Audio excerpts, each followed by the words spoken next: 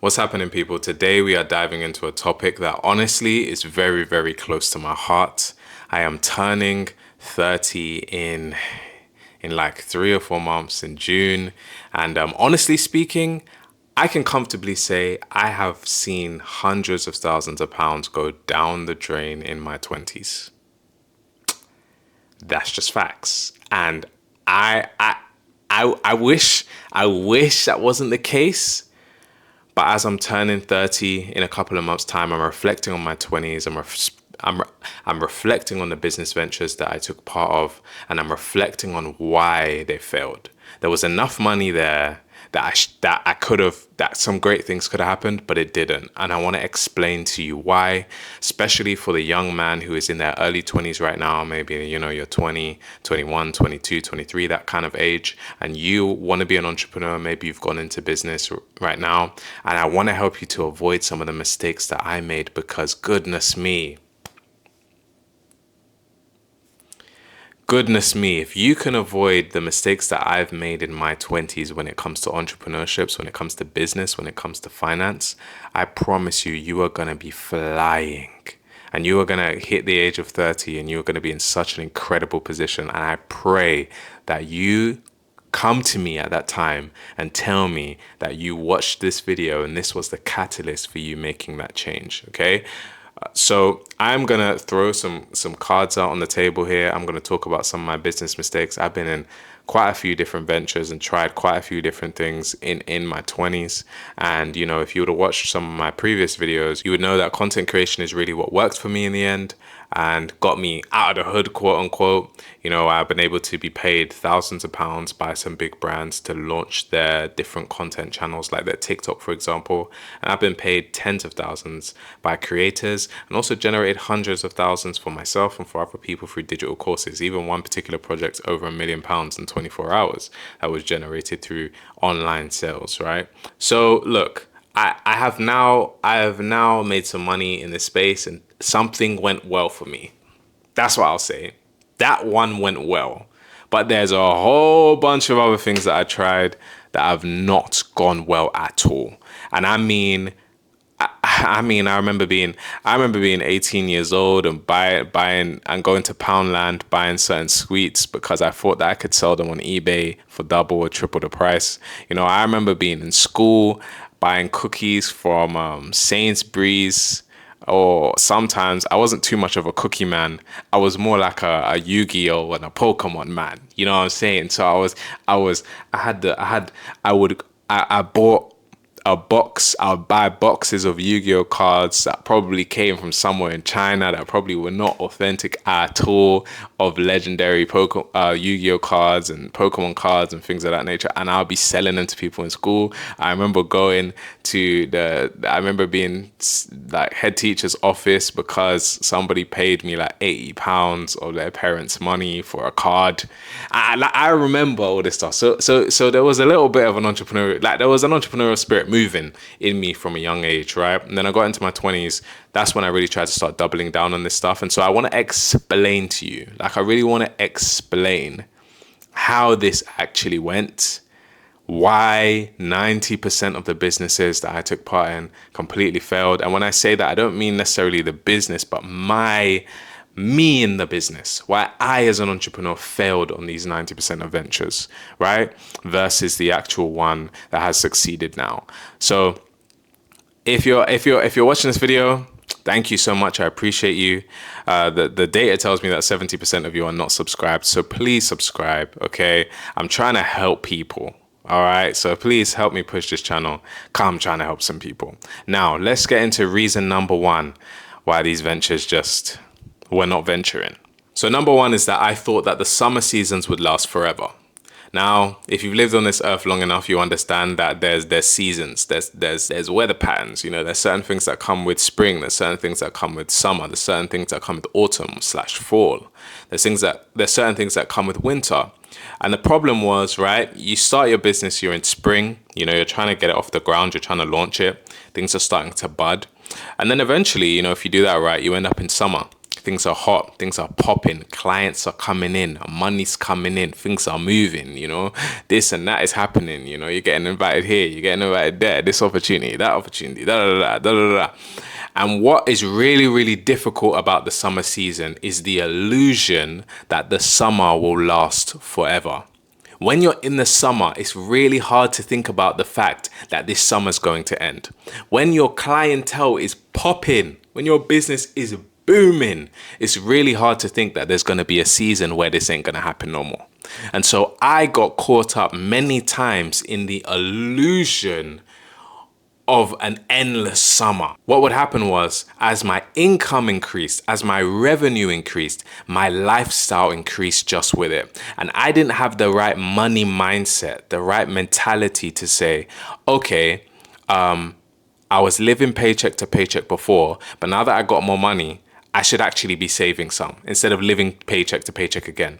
I in my head, my psychology said, because I have more money, I have more money to spend. I was very on the offense. I wasn't much on the defense. And I'll talk about that more in point number 2. But I didn't expect the summer to end. I thought I was going to have an endless life of just going up and up and up and up, from glory to glory. Hallelujah, as the church people say, as we say in church, from glory to glory. But there ain't no glory without no story. And so sometimes you got to go down to go up. And that's just the truth. And so I got caught up in that illusion. I started doing things like, instead of cooking my own food, I started ordering Uber Eats for every meal, because I convinced myself that this is helping me do business. This is helping me, saving me time. It allows me to focus more. You know what I'm saying? It allows me to focus. And so through my focusing, I'm actually generating the funds that's paying for those Uber Eats. So the 3 Uber Eats I'm ordering per day, because I'm ordering breakfast, then I'm ordering lunch, and then I'm ordering dinner. The 3 times I'm ordering Uber Eats per day, and I'm spending 30, 40 pounds a meal for myself, just myself, because I have to add in a nice milkshake and a da-da-da and a da-da-da. And it's the summer, so I'm just making money, I'm enjoying all that stuff, yeah? So I'm spending like £100 a day on Uber Eats. Then I'll be taking, I'll think to myself, okay, let's not take train. Because on the train, I can't get any work done. But if I take an Uber to my destination, I can get some work done. I can do some work on the way. And you know what? I can just accomplish so much more if I take an Uber to my destination. And so I was lying to myself and telling myself that these expenses that I had were actually helping my business. And don't get me wrong, maybe 10% of the time they were. Like, there was some Ubers where I would be on the phone and I might actually, close a deal or speak to a client or whatever, or catch up with my team. But the majority of them, come on, man. The majority of them, let's just be real, man. Come on. Let's be, can we, me and you, can we be honest? Just me and you. Can we be real? Can we be honest? I deceived myself, man. I really did. And so I remember looking at my bank statement one year. And when you're by yourself, the Uber Eats is just, 30 for that one meal. But then when you're going to get around some other people, and of course you're going to order for them as well, because you're just that guy, aren't you? You're just that guy. So now the Uber Eats is not 30 for that meal. That's 100. That's 150. That's 200. That's 250. That might even be 300 if you're feeling for it that day and you want to feed a family of 10 or whatever ridiculous situation you put yourself in. Like, bro, I was just doing a whole bunch of mad stuff. Around that time, I was even one of those times I was even working so hard, I was taking care of a girl and her son. Like, what's going on? Even even helping her pay her rent when she didn't have money to pay my rent, to pay her rent, bro. I was just in a whole world of mess. At points, right? Just losing my head because the summer was never gonna end. I don't know what's going on with all these different voices. I don't know, maybe just because the topic's just getting me feeling a little bit or whatever. But yeah, so the reality is that it was a crazy time. I didn't think the summer was gonna end, and so I acted accordingly. I acted like it was hot all the time. Then eventually, it started getting to autumn. And I didn't recognize that the temperature was slowly decreasing. I was still moving like it was summer. You know, you see those people, those British people that it's winter and they're still wearing their shorts and their t-shirt and they don't feel cold at all. You know, like that. It was getting to autumn. I still had my t-shirt, my shorts, metaphorically, you know what I mean? And I was still moving like it was summer. But the money was drying up, I wasn't realizing. And then eventually we hit winter and there was no bread. There was just, it was like a shock to my system because I had made all of these financial commitments. I had increased my lifestyle, but now I didn't have the money to sustain such a lifestyle anymore. And it was a real problem for me. You know, I moved out of the place I was living. I got a more expensive place. And, you know, I felt like I had a right to do that. And I can see why I thought that. But the housemate I lived with, his financial situation got messed up essentially. And so I ended up paying the rent for me and the rent for him. And my mum was the guarantor. So I was afraid to cause any problems with the rent because if rent got missed, my mum's the guarantor and it's going to come back on my mum, and I just didn't want any of that issue. And so I just ended up paying two people's rent now, and it was going from autumn moving into winter. And then this is when I actually like funnily enough, my wife met me at the end of the summer, I reckon, the summer season, at the end of maybe even in the autumn, maybe even in autumn time. And then it hit winter and she just saw a different side of me. It was like I was low. I was taking on all these financial burdens. It was so stressful. And oh my gosh. And it was all because I moved mad in the summer. So when the winter came, I didn't have my woolly coat. I didn't have no protection. I didn't have anything to keep me safe. Everything had dried up. And so what I would say right now, maybe you're in your summer season in business. Maybe you're grinding, maybe you're hustling, maybe things are going really, really well for you right now. You're getting opportunities, you're making a lot of money. I just want to let you know that there is a winter at some point, and how you move now will determine your success in the winter. Yeah. And so that is number one. And boy, it's a deep one. And that's caused me many, many, many issues. Yeah. That caused me many issues when I was having success. Now some of the others is what really allowed me a lot of failures. That turned my success into a failure. But the two other points I'm going to share with you are the real reasons why there was a lot of failure overall. But before we get into point number two, as you know, I love content creation and I have made a lot of money in the content creation space. And one of the apps I use to flesh out my content is called VoicePal. In fact, I think it's the best app for scripting and for breaking down your content ideas that I've actually ever seen. Essentially, you speak into your phone just like this and you map out your exact thing. You speak out your content idea. And after you do that, it gives you a whole bunch of different prompts to help you flesh out this idea. And by fleshing out this idea, you can then ask it to turn it into a YouTube script or a script for an Instagram reel or a blog or a tweet or so many different other content formats to really, really help you be able to maximize on your content idea. Like, I love utilizing AI, and this is one of the ways I found in terms of content to really utilize AI to get the best out of my content. And as a result, I mean, I used it for this video. I used it for some of my other videos. I love scripting, and it really, really is helpful. So I've put a link down below. It's like £7. It's like £7 a month for a subscription. You get 10% off when you use my code. And yeah, this is like my first referral thing that I'm doing on my channels. I'm super excited, but I really do like this app and I use it every single day. It saves me a lot of time. So I hope it's going to save you a lot of time too. Right, let's get into point number two. Number two is that, goodness me, I'm so risky. Oh my goodness. I spent a lot of my 20s being so over leveraged, so deep in on the risk. I was so offensive about my success. I didn't realize that sometimes the best offense is defense.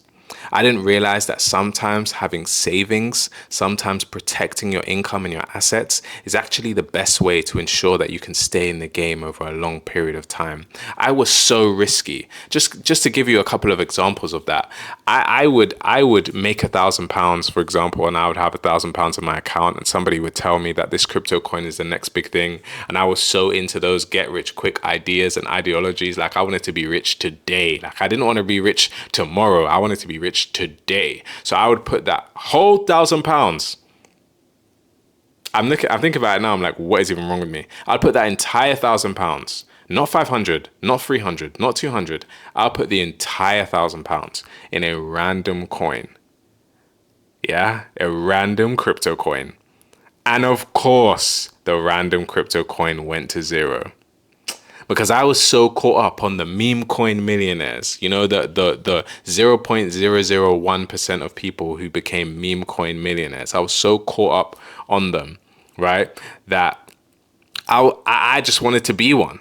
And so I moved recklessly, and it just hardly ever worked. There was a couple of times where I put some money in a coin and it made money. Thank God, that's how I paid for my engagement ring, for example. But 99% of the time, I just lost a whole bunch of money, bro. And I was so risky. Like, I remember times I would give up, bruh, even when I was broke, I was just so risky. I'd give up rent money sometimes to do crazy things like get a crypto coin, because I was so desperate to be out of my situation. I so didn't want to be in poverty. But I was so emotionally driven. I wasn't discipline driven.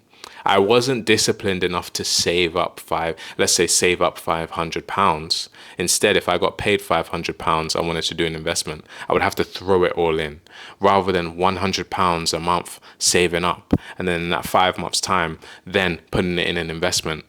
I would just I couldn't. I was so emotionally driven because of my financial situation that I just made stupid decisions, and I was constantly in full risk. Even some of the courses I bought, I bought so many courses and I didn't do anything with them, but I blew my whole bank account on that course. I spent 1,000, 2,000, 3,000, or whatever on a course, and this could be money that maybe I did even save up the money. Now I blew it on a course and not even care about it. I was so risky.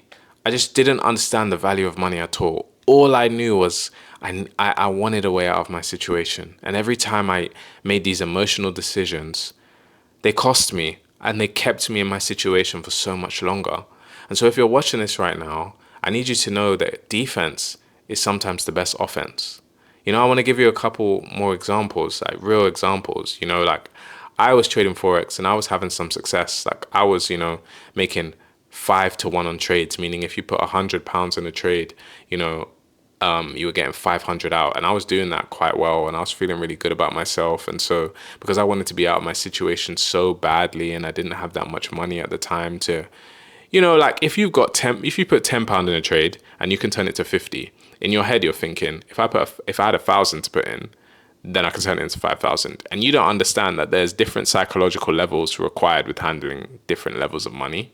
Like, seeing certain numbers, like, does different things to you. You don't really understand that at the time. But me being me and just wanted to get out of my situation, I ignored the advice of mentors. And I remember going to Apostle Toby's house, and I said to him, I want to take out a loan because I know I can blow. I know I can blow with this trading stuff. I know I can do it. He said no. And I'll be real, I did it anyway. I tried to convince him. He wasn't really trying to hear it. I did it anyway. He advised me not to, but I did it anyway. And I took out a loan of £17,000. 17, not even a cheeky 1 or 2 or 5.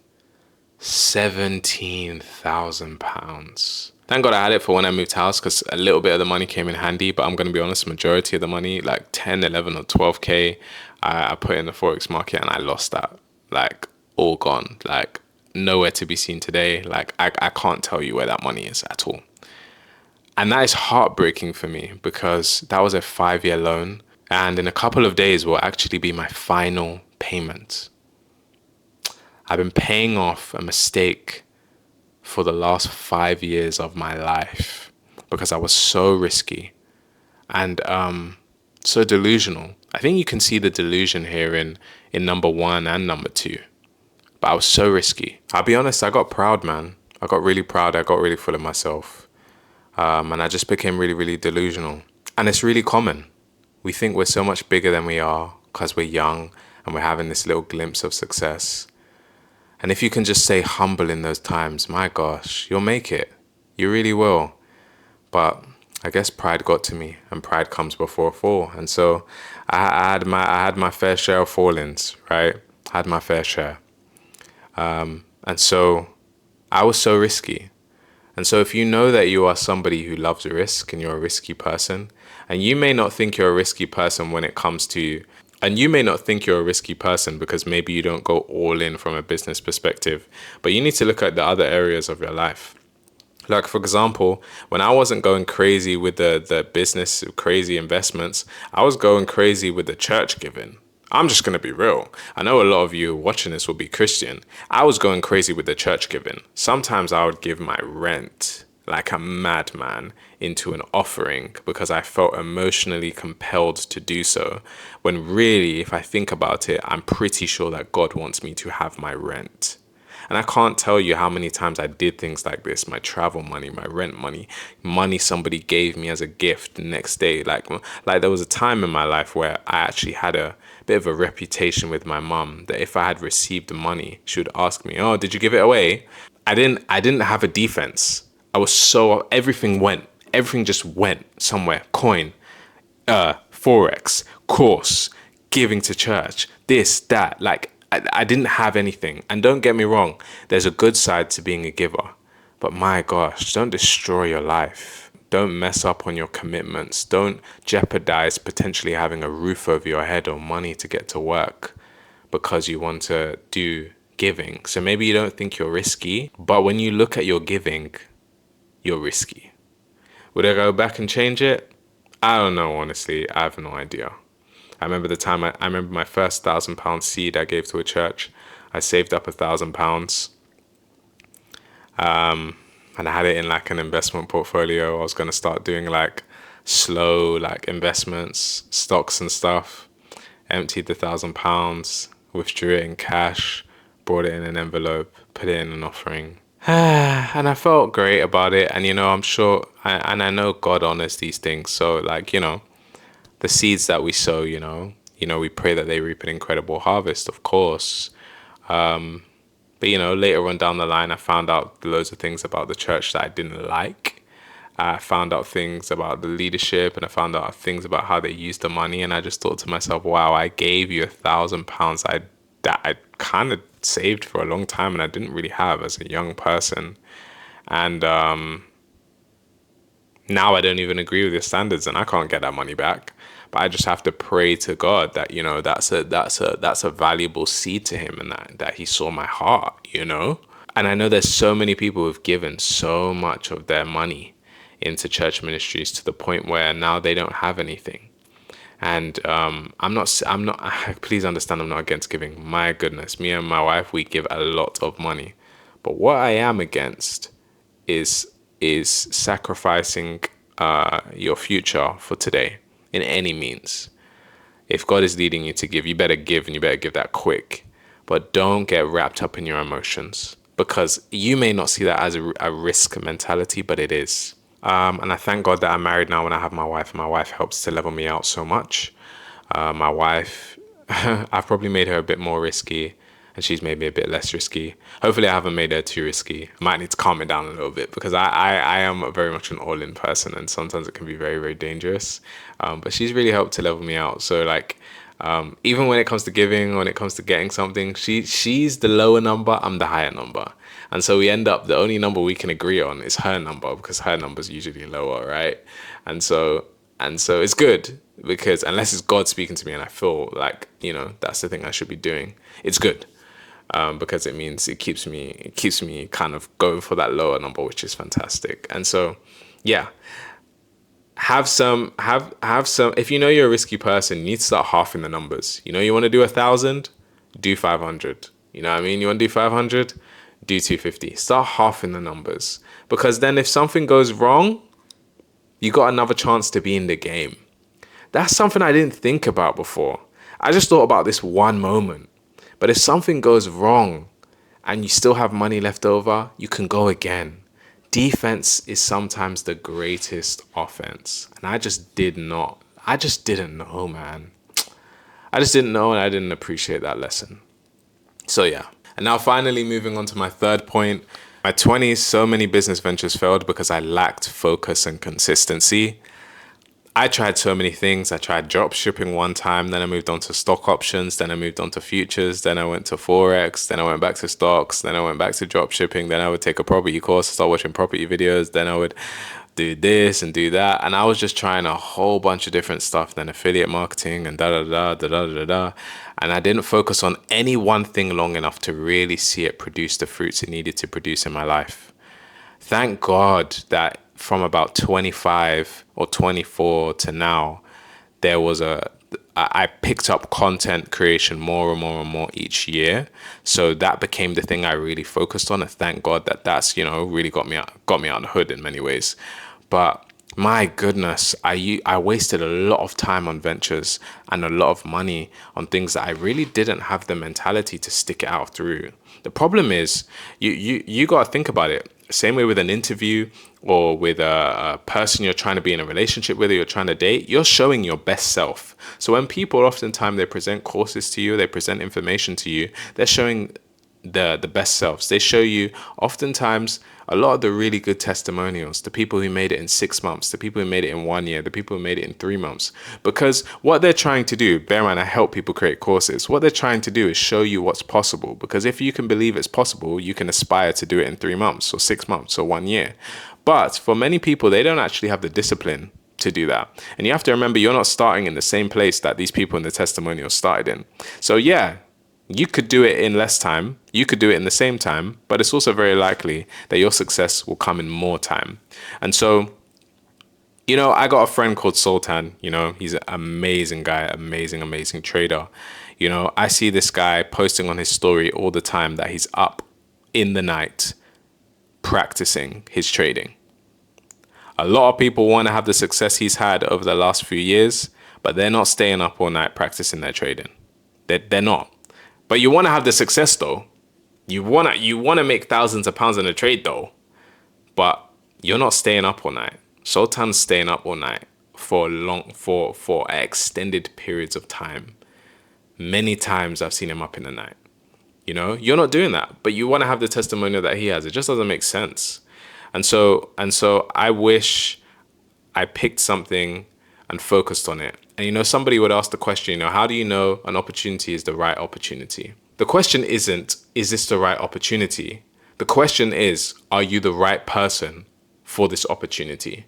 Because to make an opportunity work, it requires a certain level of drive, requires a certain level of commitment, it requires a certain level of consistency that most people honestly just don't have. And especially when you're in your 20s, you start to get this flashing light syndrome. You're on Instagram and everything is just sparkling. You're just seeing one guy over there e-commerce, one guy over there trading, one guy over there he's in tech sales, one guy over there is in cloud engineering, one guy over there is in software engineering, one guy over there is business analyst, one guy over there is doing content influencing, and you're just looking everywhere, yeah, and seeing 6 figures here, 6 figures there, blah, blah, blah, blah, blah, and you're the only one. You feel like the only body in the world that don't have 6 figures, at least, right? So it's flashing light syndrome, just sending your brain everywhere, and you don't have the grit and the resilience to actually make it in anything, which is such a shame. And so you end up paying all this money, learning all this stuff that you never use, and becoming one of these people who just complains and has a negative mindset about all these opportunities. So when somebody comes to you about Forex, you go, I tried that. He's become that guy when really you shouldn't be that guy. Yeah. And so that's point number 3. The camera's about to die, so I'm going to end this video here. But I hope you've enjoyed these 3 different points. Have a blessed day. Make sure to like, comment, and subscribe. We'll be back in the next video.